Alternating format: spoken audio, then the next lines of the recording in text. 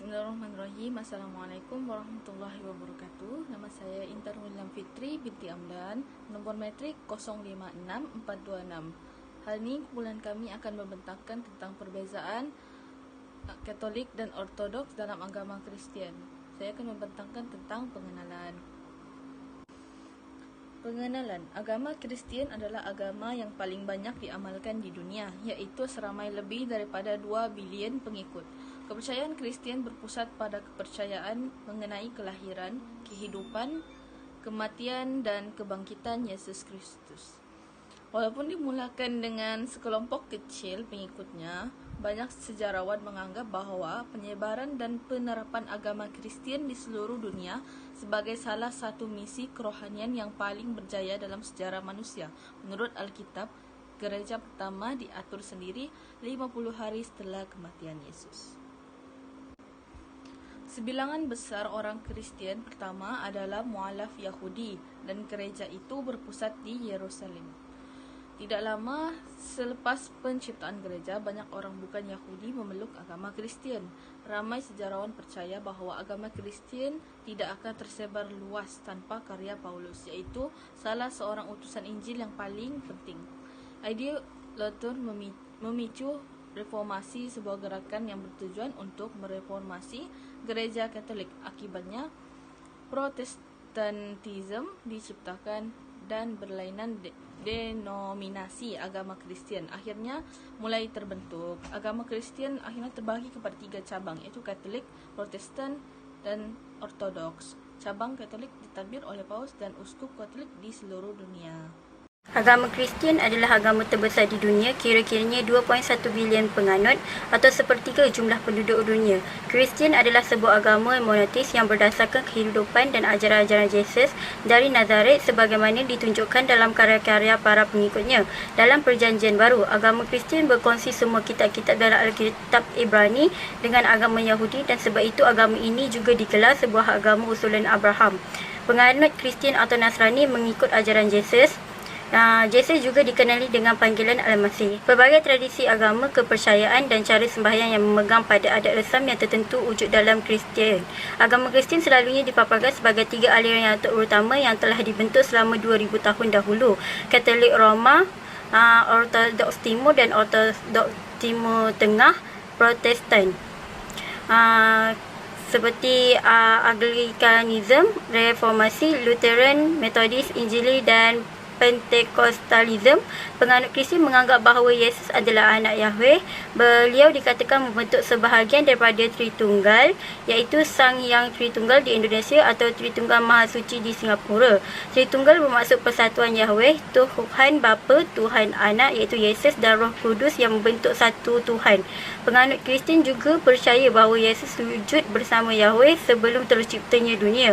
Dilahirkan di dunia menerusi Bunda Maria, iaitu yang merupakan seorang perawan.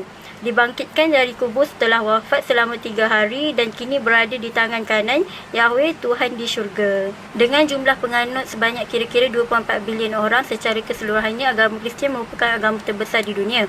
Peratusan umat Kristian daripada jumlah populasi dunia adalah sekitar 33% selama 100 tahun terakhir. Bermaksud bahawa 1/3 orang di dunia adalah beragama Kristian.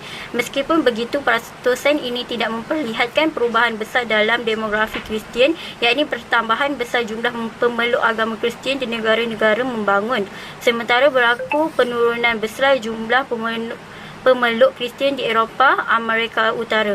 Menurut kajian tahun 2015 yang dilakukan oleh Pew Research Center, agama Kristian diramalkan tetap menjadi agama terbesar dunia dalam 4 dekad seterusnya, dengan jumlah pemeluk agama Kristian boleh mencapai 3 bilion pada tahun 2050. Peratusan umat Kristian Katolik dan Ortodoks semakin menurun, sementara perusahaan penganut beraliran Protestan dan kelompok-kelompok lain semakin meningkat. Kelompok yang disebut sebagai mazhab Protestan popular adalah salah satu daripada golongan-golongan keagamaan dengan kadar pertumbuhan tertinggi di dunia.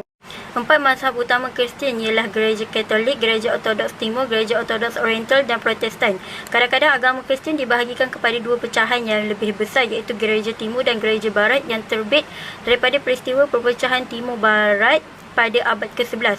Meskipun demikian, ada juga kelompok-kelompok umat Kristian lain yang memiliki sejarah yang tersendiri namun tidak dapat digolongkan ke dalam kategori-kategori utama ini dengan begitu sahaja.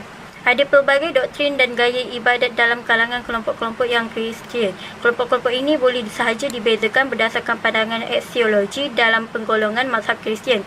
Meskipun demikian, pengakuan iman Nicea pada tahun 325 Masihi lazimnya diakui sebagai pedoman utama sebahagian besar umat Kristian, termasuk Gereja Katolik, Gereja Ortodoks Timur, Gereja Ortodoks Oriental dan mazhab-mazhab utama dalam rumpun mazhab Protestan, misalnya pelbagai dominasi Anglikan. Berdasarkan aksiologi Protestan, sejak kemunculan pada abad ke-16, mazhab Protestan terdiri atas bermacam-macam kelompok jemaah dan amalan ibadat. Selain Lutheran dan Calvinism sebagai dua mazhab utama daripada gerakan reformasi Protestan, terdapat juga mazhab Anglikan yang muncul dari gerakan reformasi Inggeris. Mazhab Anabaptis dikerdilkan oleh mazhab-mazhab Protestan lainnya ketika itu, namun kemudian diakui sebagai sebahagian rumpun besar mazhab Protestan. Mazhab Adventism, Gereja Baptism, Metodis, Pentakostal dan berbagai-bagai mazhab Protestan lain baru muncul pada abad-abad berikutnya. Hampir sepanjang sejarahnya, kebudayaan Barat telah disamakan dengan kebudayaan Kristian dan sebahagian besar populasi dunia Barat dapat disebut umat Kristian secara budaya. Istilah Eropah dan dunia Barat telah dikaitkan secara rapat dengan gagasan berkenaan agama Kristian dan dunia Kristian. Bahkan banyak kalangan yang beranggapan bahawa agama Kristian merupakan salah satu mata rantai dalam pembentukan jati diri Eropah yang tunggal. Bismillahirrahmanirrahim. Assalamualaikum warahmatullahi wabarakatuh. Saya Nur Syazana Amira binti Muhammad Nur, nombor metrik 056296, akan membentangkan berkaitan dengan definisi Katolik. Istilah Katolik ini adalah daripada bahasa Yunani iaitu Katholikos yang membawa makna universal. Dari segi eklesiologi Kristian, Katolik mempunyai sejarah yang banyak dan juga mempunyai banyak makna. Sebahagian pihak menggunakan istilah Gereja Katolik dengan makna gereja yang berada dalam persekutuan penuh dengan uskup Rom, terdiri atas ritus Latin dan 22 gereja Katolik Timur. Istilah inilah yang menjadi kefahaman di kebanyakan negara. Seterusnya, menurut umat Protestan, Gereja Katolik atau juga kita kenali sebagai Gereja Am yang membawa makna segenap orang yang percaya akan Yesus Kristian di seluruh negara dunia dan sepanjang masa. Umat Gereja Ortodoks Timur, Gereja Anglikan, Gereja Lutheran dan juga beberapa gereja Metodis percaya bahawa gereja mereka juga adalah Katolik, iaitu bersambungan daripada gereja universal yang mulanya didirikan oleh para rasul. Meskipun gereja Katolik Roma ataupun gereja Ortodoks percaya bahawa gereja masing-masing mempunyai satu-satunya gereja yang asli dan menyeluruh. Okey, seterusnya, Kristian Katolik ni dia termasuk juga dalam komuniti Anglikan, iaitu para uskup juga dipandang sebagai pejabat tertinggi dalam agama Kristian. Sebagai gembala-gembala keesaan dalam persekutuan dengan segenap gereja dan dalam persekutuan satu sama lain, Katolik ni dia dianggap juga sebagai 4 ciri gereja, iaitu atribut gereja yang mana menerangkan sifat gereja, iaitu satu, kudus, Katolik dan apostolik. Sekian, itu sahaja daripada saya. Nur Azlin binti Uthman bernombor metrik 056055 ingin meneruskan tajuk yang seterusnya. Definisi Ortodoks.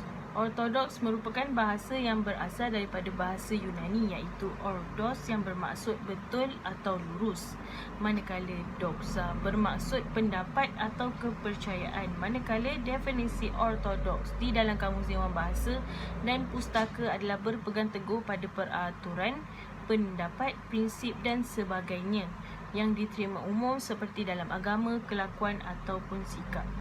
Ortodoks adalah orang yang mematuhi norma-norma tradisional dan umum atau yang dengan setia mengikuti atau bersetuju dengan prinsip-prinsip doktrin, kecenderungan atau ideologi Ia juga adalah sesuatu yang sah, sesuatu yang betul atau benar yang diikuti oleh sebahagian besar masyarakat. Terusnya iaitu keortodoksan dalam sebuah ajaran agama, artinya adalah ajaran yang benar yang mana ajaran itu disampaikan mengikut asalnya, iaitu memperjuangkan ajaran asal tanpa menolak tanpa menokok tambah ajaran yang langsung tidak tercemar. Biasanya ortodoks ini sesuatu yang lama, tradisional asas, sedikit berkembang atau konservatif. Istilah ini digunakan untuk mengklasifikasikan doktrin agama Kristian Timur yang didirikan pada abad ke-9 sebagai Gereja Katolik. Bismillahirrahmanirrahim. Assalamualaikum warahmatullahi wabarakatuh. Nama saya Aina Sofia binti Rosaini, bernombor matrik 056109. Jadi saya akan membentangkan bahagian perbezaan di antara Katolik dan juga Ortodoks di dalam agama Kristian. Sedikit pengenalan, sekitar abad keempat, Gereja Katolik dan juga Gereja Ortodoks telah mengalami skism yang kita panggil sebuah perpecahan besar dalam sesebuah organisasi kerana perbezaan kepercayaan dan mewujudkan persaingan daripada dua pihak yang berbeza ini. Maka agama Kristian dibahagikan kepada dua, iaitu gereja-gereja Timur dan Barat yang kita panggil sebagai Ortodoks dan Katolik. Okay, meskipun gereja Katolik Rom dan gereja Ortodoks Timur ada perbezaan dari segi doktrin dan ciri-ciri penting, tetapi kepercayaan mereka kepada Tuhan itu dan amalan asas itu masih lagi sama bagi kedua-dua gereja. Jadi apakah perbezaan tersebut? Saya akan bentangkan di slide yang seterusnya. Okey, perbezaan yang pertama adalah dari segi pemimpin tertinggi. Kalau nak tahu, di dalam gereja Katolik, pemimpin tertinggi mereka dipanggil dengan nama Paus. Okey, istilah Paus ini diambil daripada bahasa Belanda yang asalnya datang daripada bahasa Yunani, iaitu Papas. Okey, manakala di dalam bahasa Latin kita panggil Papa. Jadi Papas dan Papa ni membawa maksud yang sama, iaitu bapa. Jadi jelas kat sini kenapa Paus itu adalah gelaran kepada gereja Katolik. Dan Paus ini merupakan pemimpin tertinggi bagi seluruh gereja Katolik di seluruh dunia. Okey. Berbeza dengan di dalam gereja Ortodoks, mereka tidak meletakkan Paus pada kepimpinan tertinggi, tetapi mereka meletakkan patriark yang merupakan pemimpin gereja dalam suatu wilayah tertentu. Okey, seperti Patriark Konstantinopel, Patriark Moskow, Patriark Jerusalem. Tidak seperti Paus tadi yang satu-satunya Paus untuk seluruh penganut agama Kristian Katolik. Tapi kalau Patriark ni dia ada lebih daripada satu, kerana Patriark ini merupakan gelaran kepada orang yang menjadi ketua di setiap wilayah. Okey, pada perbezaan kedua pula adalah dari segi hierarki. Di dalam gereja Katolik, kalau kita tahu tadi pemimpin tertinggi adalah Paus. Jadi sudah tentu Paus terletak pada kedudukan yang tertinggi lah. Okey, Paus ini adalah pemimpin kepada para uskup. Okey, dan dikatakan Paus ini menggantikan Simon Petrus untuk menjadi pemimpin tertinggi atau Imam Agung di Rom. Okey, menurut catatan sejarah penganut Kristian, Rasul Petrus menjadi uskup pertama dengan memimpin wilayah gereja Rom. Maka pusat pemerintahan gereja Katolik itu berada dekat Rom. Okey, jadi Paus ni dia akan bergabung dengan Dewan Para Uskup di Rom untuk menjalankan tugas sepanjang memegang jawatan tersebut.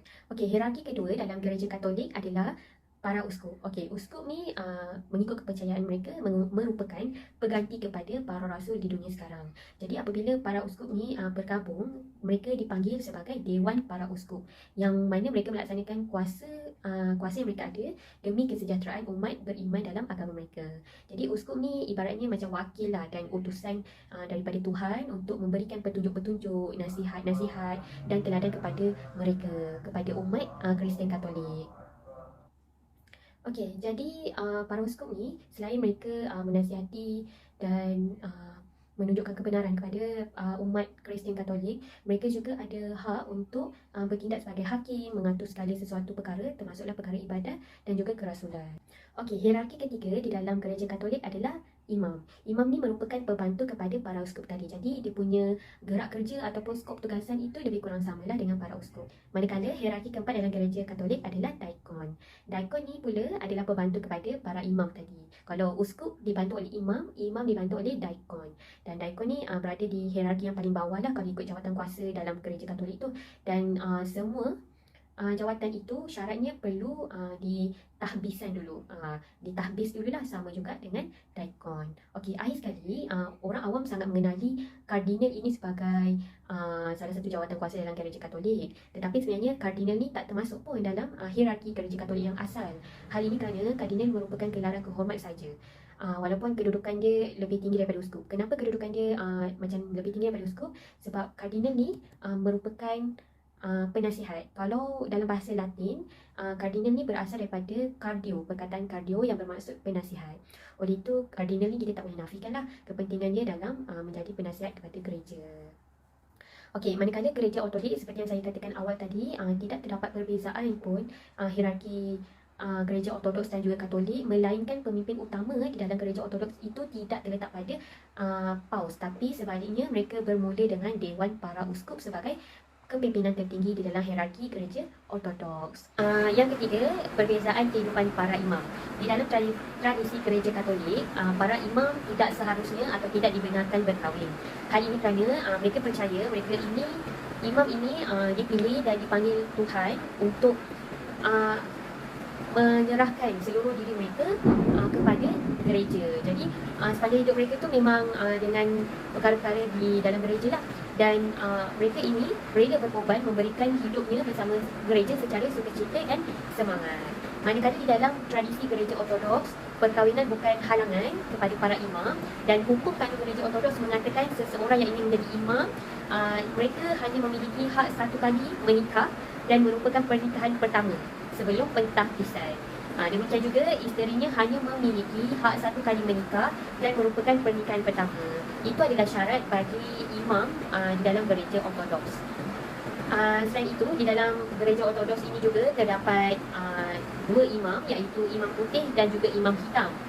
Beza kepada kedua imam ini adalah imam putih boleh memiliki isteri, sedangkan imam hitam tidak boleh memiliki isteri. Jadi imam yang berkahwin akan memakai cincin di jari macam orang awam biasa, tetapi ketika mereka di dalam gereja, mereka akan membuka cincin tersebut. Tambahan pula, di dalam kanun Ortodoks terdapat beberapa alasan yang menyebabkan penceraian. Okey, kalau mereka dibenarkan untuk berkahwin, sudah tentu adalah isu yang terkait seperti penceraian. Jadi penceraian ini antara punca yang menyebabkan seseorang imam itu bercerai, sama seperti orang awam, ketidakhadiran pasangan hidup selama 3 atau 5 tahun, dosa penzinaan, seseorang yang ingin membunuh pasangannya, dan banyak alasan lain lagi. Tetapi penceraian tidak dibenarkan kepada para imam. Hal ini kerana seseorang imam yang bercerai, dia tidak boleh lagi jadi seorang imam, tetapi hanya umat biasa, hanya manusia biasa. Okey, ada pun berlaku isteri kepada imam itu tidak mengamalkan agama Kristian dalam kehidupannya, maka imam tersebut perlu memilih menjadi biarawan. Maksudnya jadi kedudukan yang lebih bawah lah daripada seorang imam. Oleh itu, imam yang bernikah boleh menduduki pangkat tertentu atau mendapatkan suatu penghargaan, tetapi imam tersebut tidak boleh menjadi seorang uskup. Seperti yang kita tahu, uskup ni merupakan kedudukan tertinggi dalam gereja Ortodoks. Perbezaan keempat di antara Katolik dan Ortodoks di dalam agama Kristian adalah tanda salib. Secara mata kasar kita akan dapati bahawa tanda salib di mana-mana gereja kelihatan sama. Hakikatnya terdapat beberapa perbezaan pada tanda salib di Katolik dan juga Ortodoks. Okey, di dalam gereja Katolik ataupun Katolik Kristian, tanda salib dibuat menggunakan tangan kanan. Okey, biasa kita lihat kan orang Kristian ni dia buat satu gerakan. Jadi kalau untuk gereja Katolik, mereka akan membuat tanda salib menggunakan tangan kanan. Tapak tangan terbuka. Kemudian tangan kanan yang terbuka itu akan bergerak menyentuh dahi, dada, bahu kiri dan akhir sekali bahu kanan. Dan pergerakan ini adalah simbolik kepada nama bapa semasa mereka menyentuh dahi, nama anak semasa menyentuh dada, Roh Kudus semasa menyentuh bahu kiri dan menyebut amin semasa menyentuh bahu kanan. Ini adalah bentuk dan juga gerakan yang dilakukan oleh gereja Katolik semasa membuat bentuk tanda salib. Selain itu, bentuk salib yang terdapat di dalam gereja Katolik berbentuk salib berhujung 4 atau 4 runcing seperti yang di dalam gambar, yang telah digunakan sejak abad ke-6 lagi. Di dalam gereja Katolik juga, posisi tubuh patung pada salib yang dianggap Yesus itu menggambarkan Yesus yang telah mati selepas mengalami penderitaan. Maka terdapat darah yang berlumuran pada tubuh Yesus di salib tersebut. Manakala di dalam Kristian Ortodoks, tanda salib dibuat dengan menggunakan 3 jari. Berbeza dengan Katolik tadi, kelima-lima jari terbuka, tapi kalau Ortodoks menggunakan 3 jari sahaja, iaitu ibu jari, jari telunjuk dan jari tengah yang disatukan, yang digabungkan. Jadi 3 jari ini merupakan simbolik Tritunggal, Roh Kudus, sedangkan 2 jari yang lain, iaitu jari manis dan jari kelingking pula melambangkan Yesus yang sepenuhnya mengalah dan sebagai seorang manusia. Pergerakan 3 jari tersebut disatukan dan dimulakan di dahi sebagai nama bapa, kemudian dada sebagai nama anak, bahu kanan sebagai Roh Kudus dan akhir sekali bahu kiri dengan melafazkan amin. Okey, tambahan lagi, bentuk salib yang terdapat di dalam gereja Ortodoks berbentuk salib berhujung 6 dan 8 yang telah digunakan sejak zaman kuno lagi sehinggalah kini. Okey, terdapat tanda palang di tengah-tengah salib. Tanda palang yang menyerong ke sebelah bawah bermaksud dosa yang tidak diampunkan. Manakala tanda palang yang menyerong ke atas adalah dosa yang diampunkan. Kalau kita dapat lihat di dalam gambar itu adanya tanda palang yang menyiring di bahagian bawah salib. Okey, di dalam gereja Ortodoks, posisi tubuh patung pada salib yang dianggap Jesus itu melambangkan kemenangan kerana tangannya terbuka dan tiada darah pada tubuhnya. Maka patung tersebut, patung yang dianggap Jesus itu dianggap sedang tidur dan menang daripada dosa. Okey, perbezaan kelima di antara Katolik dan juga Ortodoks di dalam agama Kristian adalah penyembahan ikon dan patung. Okey, Katolik menggunakan patung di dalam gereja mereka seperti patung Maria, patung Jesus, dan alasan pembinaan patung dalam gereja Katolik adalah sebagai simbol yang diistimewakan melalui patung tersebut. Ini bermakna patung tersebut tidak diistimewakan pun, tetapi watak yang diwakilkan pada patung tersebut yang menjadi istimewa. Oleh itu, penggunaan patung di dalam gereja Katolik tidak dimaksudkan untuk penyembahan, melainkan patung tersebut hanya sebagai simbol yang diistimewakan kerana mereka mengimani Allah sebagai Tuhan. Manakala di dalam gereja Ortodoks pula, mereka menggunakan ikon. Okey, ikon ini adalah satu karya seni yang kebiasaannya wujud dalam kebudayaan agama Kristian. Dan ikon tersebut dianggap mempunyai ciri-ciri keramat dalam kepercayaan agama ini, seperti tokoh agama iaitu Jesus dan Maria, makhluk gaib seperti malaikat, dan penceritaan kejadian tertentu dalam kitab Bible. Maksudnya kalau dalam gereja Ortodoks tu kan ada gambar-gambar di sekelilingnya. Antara gambar-gambar tersebut merupakan tokoh yang diceritakan dalam Bible. Jika berlaku kerosakan pada sesebuah ikon yang tidak dapat dibaiki lagi, maka ikon tersebut akan dibakar dan dilenyapkan. Oleh itu, penganut Ortodoks sangat menghormati ikon yang dikatakan Roh Kudus kerana watak yang menjadi simbolik pada ikon tersebut.